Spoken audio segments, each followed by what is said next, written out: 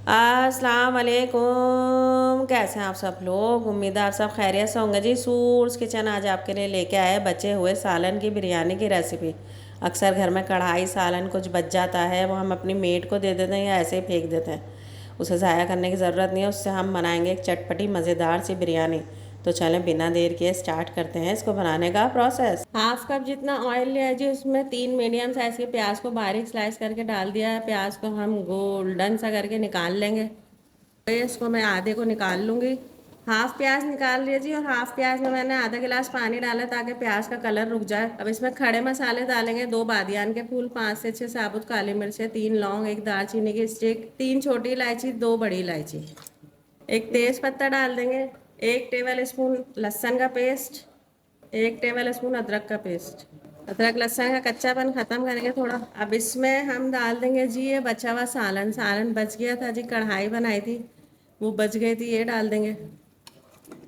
इसको अच्छी तरह मिलाएंगे। इसमें आपने आलू डालना है, आलू डालना है आपकी मर्ज़ी है। 1 टेबल स्पून इसमें बिरयानी मसाला डाल देंगे, जो भी आपको बिरयानी मसाला पसंद हो वो डाल दें। अब इन सब की अच्छी तरह भुनाई करेंगे। सालन में पहले से ही दही टमाटर सब हैं, इसलिए हमने डाले नहीं हैं। ग्रेवी डन है जी, ऑयल आने लगा है। जितनी ग्रेवी आपने रखनी है इसमें रख लें। चावल दूसरी तरफ उबल रहे हैं जी। चावलों को मैंने 90% तक गलाना है, 10% दम पे आ जाएंगे। जिसमें चावल बॉयल करे थे जी, उसमें ग्रेवी डाल दी है मैंने। 1 टमाटर को छिलका उतार के काट लिया है, ये फैला देंगे। हरी मिर्च डालेंगे, पुदीना डालेंगे, हरा धनिया डालेंगे, लेमन स्लाइस डालेंगे। अब सारे चावल डाल देंगे जो बॉयल किए थे। फूड कलर छिड़क देंगे। जो प्याज फ्राई करके निकाली थी वो डाल देंगे। कवर करके दम देंगे। जैसे ही दम आएगा मैं निकाल के दिखाती हूँ।